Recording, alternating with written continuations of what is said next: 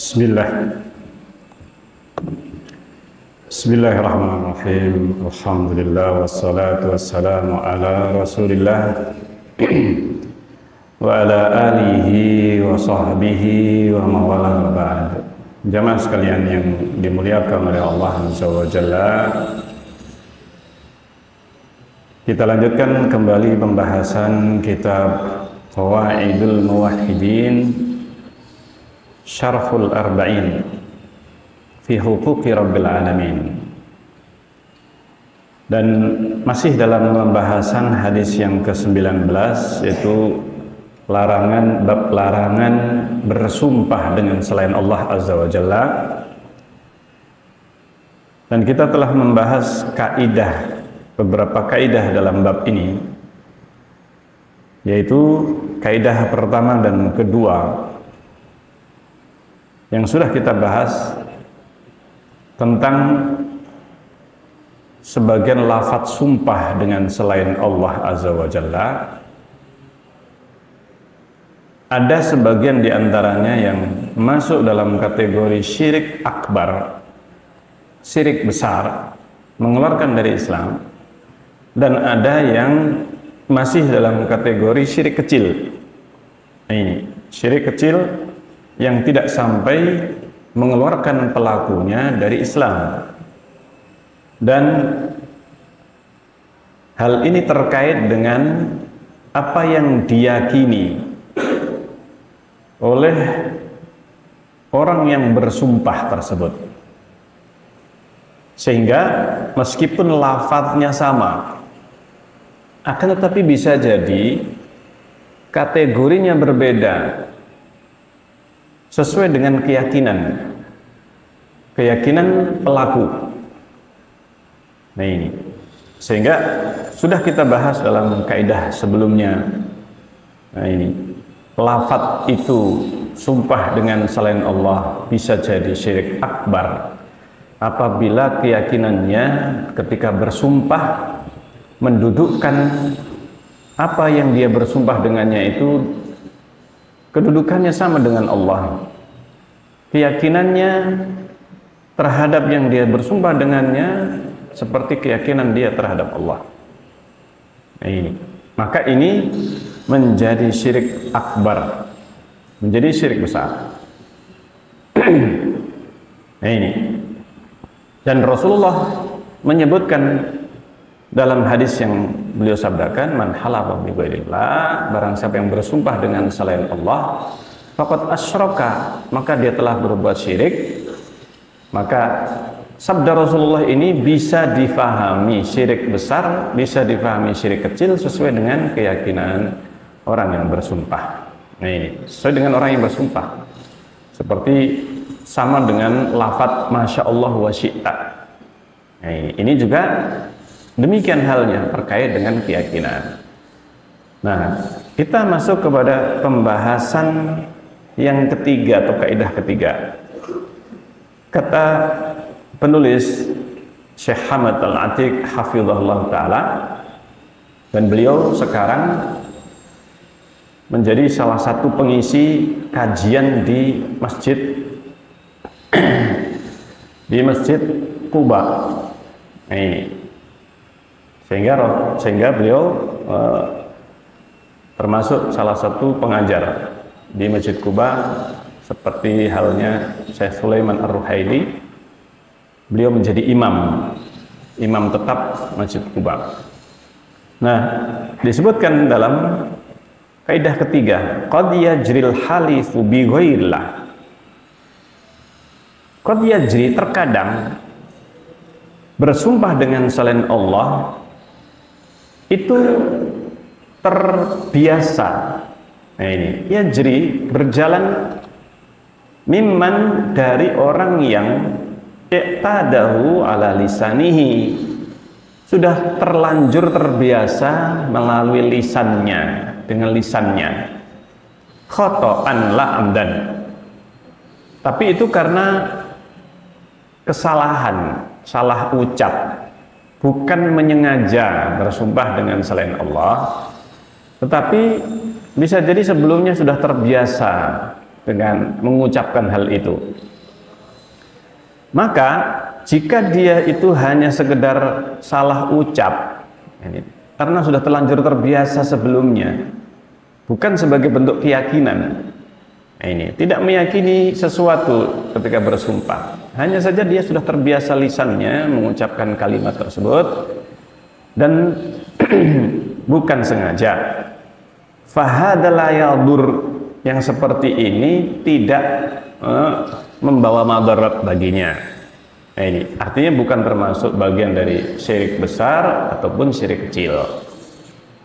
Ini kama rawa Muslimun an Anas, sebagaimana diriwayatkan oleh Imam Muslim dari Anas radhiyallahu anhu, anna Rasulullah, bahwa Rasulullah sallallahu alaihi wasallam beliau bersabda, qala lillahu asyaddu farahan, sungguh Allah itu lebih senang.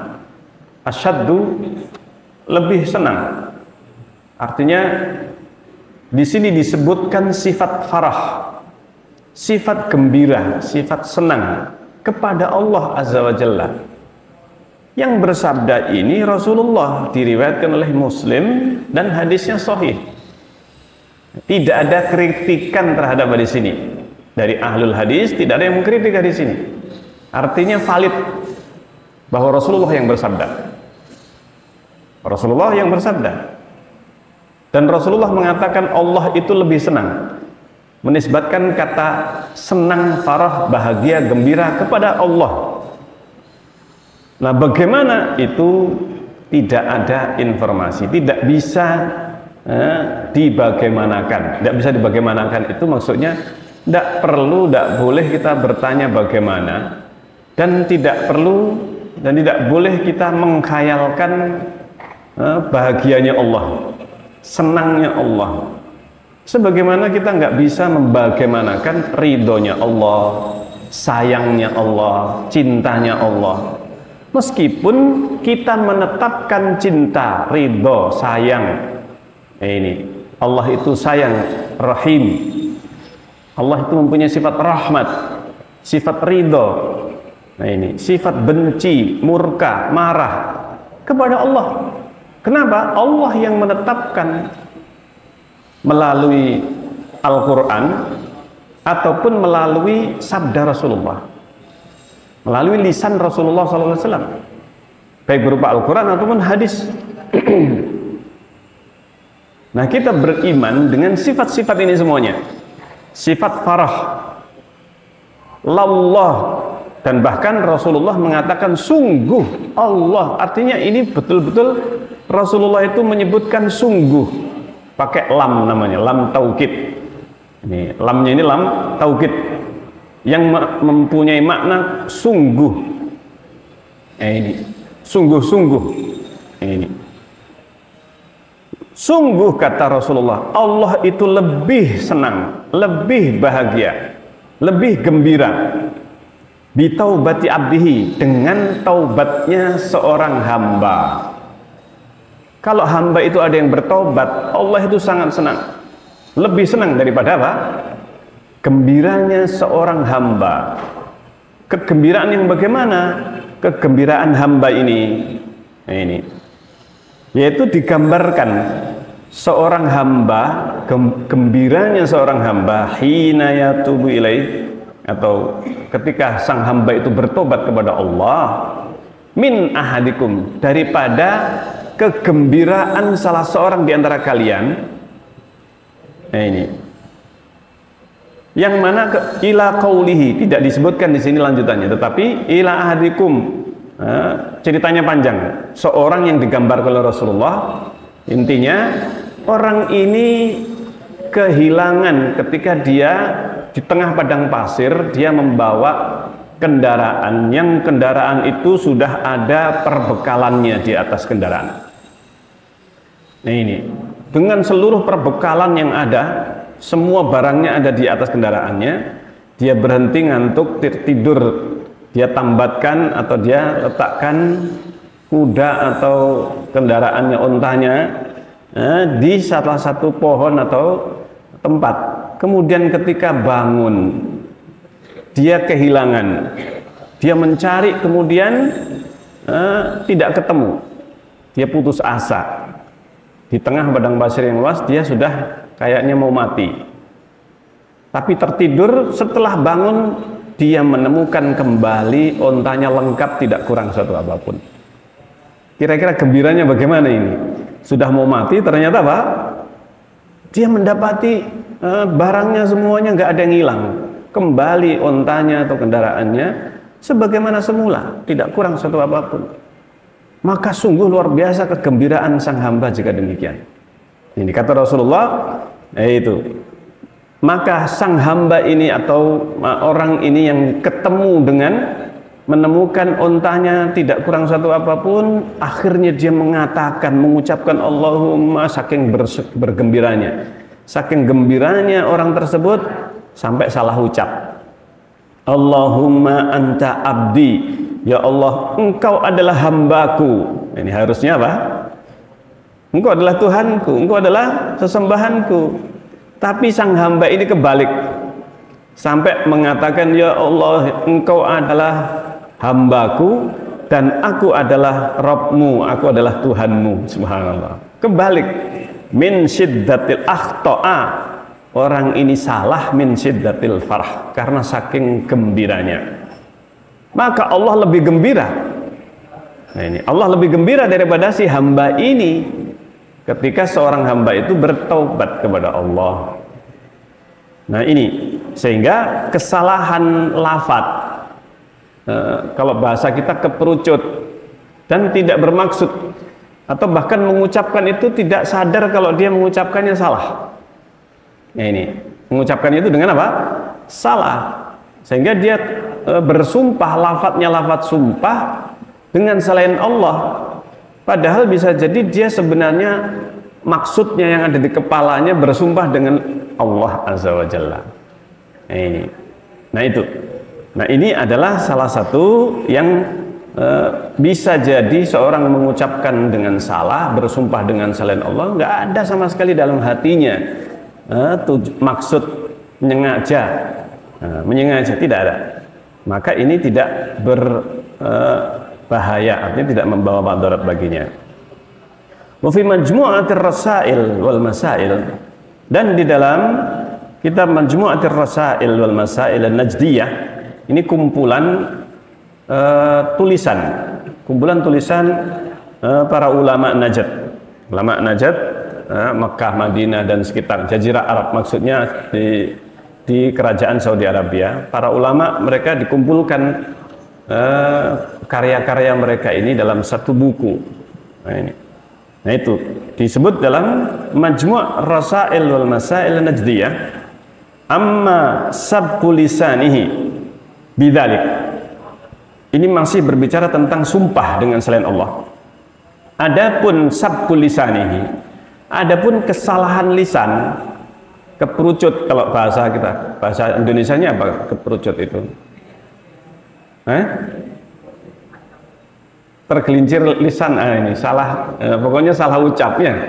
Ini salah ucap, kepleset lisannya sehingga terucap dan itu salah. Dia tidak sadar kalau dia mengucapkan kata itu, kalimat itu. Amma sabqu lisanihi bidzalik, kalau dia tuh kepleset lisannya dengan sumpah dengan selain Allah ini, ba'da bulughihi annahu syirkun, setelah dia tahu itu adalah syirik. Dia tahu kalau itu adalah syirik, bersumpah dengan selain Allah. Tahu dia itu syirik, tapi dia tidak merasa dia mengucapkan kalimat itu. Ini. Jadi kalau dia kemudian coba dengarkan kembali, seandainya terekam misalnya, dia heran dengan apa yang dia ucapkan itu. Ternyata dia terucap dengan kalimat itu. Nah ini namanya sabqul lisan. Maka fahadha la yadurruhu insyaallah taala. Maka yang demikian tidak membawa madarat insyaallah taala. Idza taba wastaghfara, apabila dia itu bertobat dan beristighfar. Wa qala la ilaha illallah, dan dia mengucapkan, nah ini kafarahnya itu, atau setelah dia tahu keperucut atau dia terpeleset lisannya tadi sehingga dia mengucapkan dan tidak menyadari, kecuali setelah dia diingatkan, loh tadi kamu mengatakan demikian, masa Kalau zaman sekarang kan bisa dia apa? Bisa direkam. Ini bisa jadi ada jejak digitalnya lah ini. Ya. Nah, setelah ditunjukkan, masa saya mengucapkan demikian? Iya, coba ditunjukkan. Nah, kalau dia sudah menyadari kesalahannya, dia kemudian beristighfar dan mengucapkan la ilaha illallah. Mengucapkan la ilaha illallah. Ini kafarahnya atau penebusannya lafaz yang salah tadi. Ini disebutkan karena sabata fis sahihain, sebagaimana ini sudah valid di dalam kitab Bukhari dan Muslim wa ghairihima dan yang lain selain keduanya, min hadis Abi Hurairah. Dari hadis Abu Hurairah radhiyallahu anhu, anna Rasulullah, bahwa Rasulullah sallallahu alaihi wasallam qala, beliau bersabda, man halafa, barang siapa yang bersumpah, faqala fi, dan dia berkata fi halifihi, dalam sumpahnya, wallat wal uzza, wallata wal uzza atau wallati wal uzza, demi Lata dan Uzza. Misalnya ini dari seorang, kalau zaman sekarang mungkin nggak keluar seperti ini, nggak terbiasa. Kalau di zamannya Rasulullah, misalnya ini seorang sahabat baru masuk Islam dan dia sebelumnya sudah terbiasa bersumpah dengan demi Lata dan Uzza. Demi Lata dan apa? Uzza sebelum masuk Islam. Setelah masuk Islam, ini kalimat itu sudah saking terbiasanya. Ini dia sebenarnya mau bersumpah demi Allah. Ini pikirannya bersumpahnya wallahi, tapi yang terucap dengan lisannya adalah apa? Demi Lata dan Uzza. Nah ini wallati wal uzza falyakul, maka kata Rasulullah, kalau dia bersumpah dalam sumpahnya itu demi Lata dan Uzza, sudah terlanjur terbiasa. Nah ini, sehingga dia mengucapkan itu, maka hendaknya dia mengucapkan la ilaha illallah. Nah ini, la ilaha illallah. Jadi ini perintah Rasulullah agar orang yang salah ucap, mengucapkan sesuatu kesyirikan seperti ini, bersumpah dengan selain Allah, maka hendaknya dia mengucapkan untuk menebus kesalahannya itu la ilaha illallah. Dia mengucapkan la ilaha illallah. Wa man qala li sabihi ta'al uqamirka. Nah ini, barang siapa yang mengatakan kepada sahabatnya atau temannya, ta'al uqamirka, ayo kita bertaruh judi. Nah ini, ayo kita berjudi, ayo taruhan. Ini sudah kalimat yang terbiasa orang Arab mengucapkan ini. Nah ini zamannya Rasulullah. Ini orang sudah terbiasa. Ta'alu qamirka, ayo taruhan, ayo taruhan. Taruhan adalah judi. Nah ini, taruhan adalah suatu apa? Bentuk perjudian. Nah ini, yang biasa, ayo taruhan, ayo taruhan. Ini kalimat yang sebenarnya tidak boleh kita ucapkan. Ayo taruhan. Taruhan maksudnya dengan uang. Kalau kamu ini, saya dapat ini. Taruh, ayo taruhan 1 juta. Nah ini adalah sesuatu yang tidak dibolehkan. Nah, ini. Ayo taruhan, yang menang si fulan atau si fulan. Saya milih si fulan. Taruhan berapa ini? Ini kalimat yang atau perbuatan yang sudah biasa terjadi di kalangan mereka bangsa Arab. Nah Rasulullah mengatakan, barang siapa yang mengatakan dia tidak sadar atau sudah terlanjur terbiasa, dia mengucapkan itu, barang siapa yang mengatakan ta'alu qamirka, ayo taruhan, nah, aku taruhan denganmu, fal yatasaddaq, maka hendaknya dia bersedekah. Nah ini nggak diteruskan taruhannya, tapi apa? Bersedekah. Sedekah tidak ditentukan berapa, yang penting bersedekah. Nah ini, dengan bersedekah dia menebus atau membayar kafarahnya itu dengan bersedekah. Fa idza kana yajri ala al-sinati as-sahabah, kalau sumpah dengan selain nama Allah atau ta'alu qamirka, ayo taruhan, kalimat-kalimat ini dulu di zaman Rasulullah itu terjadi.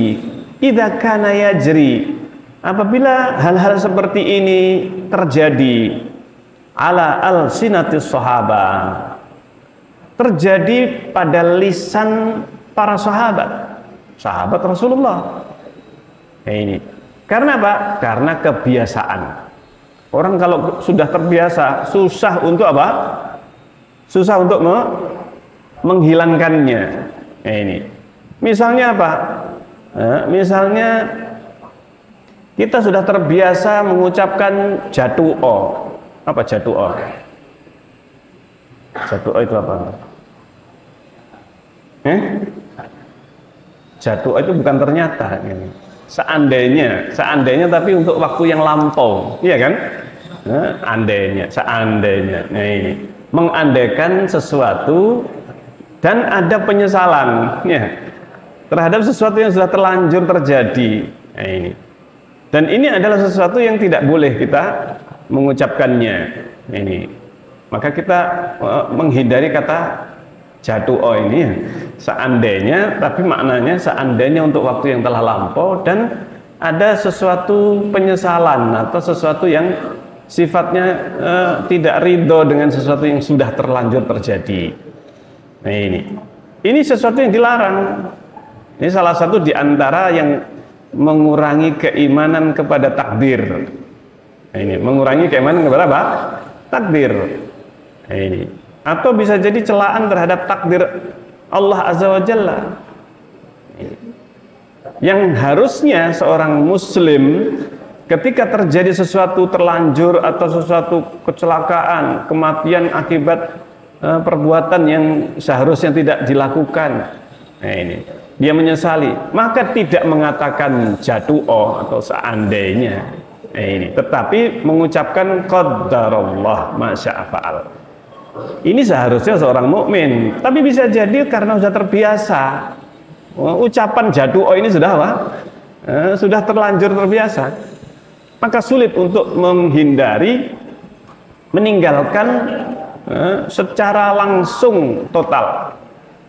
Nah, makanya kadang-kadang orang mengucapkan ketika sudah tahu hukum tidak boleh mengucapkan seandainya untuk sesuatu yang lampau dan dia menyesali. Nah, ini seandainya kamu nggak begini, seandainya kamu nggak begitu, seandainya saya. Nah, ini.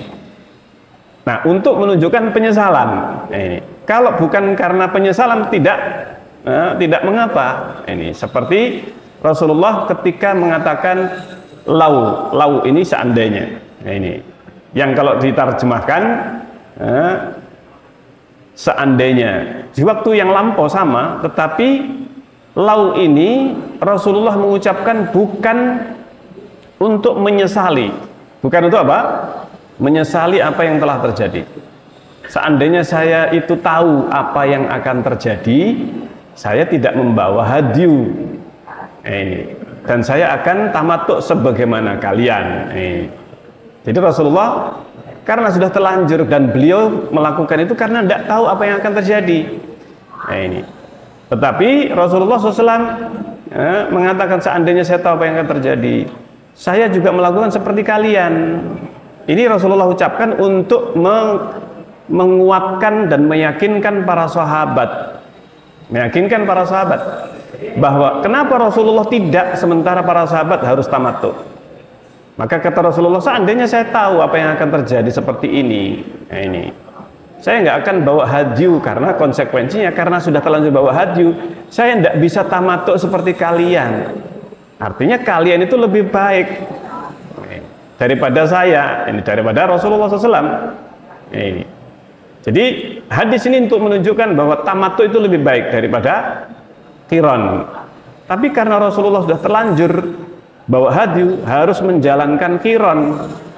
Sahabat nggak bawa hadyu, alhamdulillah mayoritas sahabat tidak bawa. Ya, ini tidak sebagaimana Rasulullah. Nah, ini seandainya yang masih dibolehkan. Makanya kata lau atau seandainya untuk yang lampau ini ada hukum rinci, ada yang boleh, ada yang tidak dibolehkan. Ini kalau untuk penyesalan maka tidak boleh. Lau ini karena menyesali sesuatu yang telah terjadi. Nah, kalimat ini biasa terjadi pada masa sahabat. Kalau seandainya para sahabat saja lisan mereka masih mengucapkan kata-kata ini bersumpah dengan selain nama Allah karena sudah terbiasa sebelum mereka masuk Islam, maka fa kaifa bi ghairihim, apalagi selain sahabat. apalagi seperti kita. Maka hal yang wajar kalau seandainya kita meskipun sudah tahu, tapi sudah terlanjur terbiasa, kita keperucut. Nah, ini baik itu dalam ucapan maupun apa? Perbuatan. Ucapan maupun perbuatan. Nah, ini di antaranya perbuatan yang haram adalah memukul kepala. Memukul kepala. Nah, ini meskipun hanya guyon. Meskipun hanya apa? Guyon. Kalau orang sudah terbiasa, nah ini, orang sudah terbiasa memukul ini, nah ini, maka terkadang dia sudah tahu hukumnya nggak boleh karena terbiasa. Dia akhirnya apa? Memukul kepala itu hal yang biasa terjadi. Nah, ketika dia terjadi pada diri seseorang, maka dia bertobat, beristighfar. Nah, seperti itulah. Sahabat saja melakukan atau muncul atau ada kejadian yang seperti itu, apalagi selain mereka para sahabat. Sehingga ini yang masih ada udzur dalam hal ini. Baik, ini yang bisa kita bahas dalam kesempatan kita kali ini. Insya Allah akan kita lanjutkan kaidah yang keempat dalam kajian yang akan datang. Kita akhiri. Subhanakallahumma rabbana wa bihamdik asyhadu an la ilaha illa anta astaghfiruka wa atubu ilaik. Assalamualaikum warahmatullahi wabarakatuh.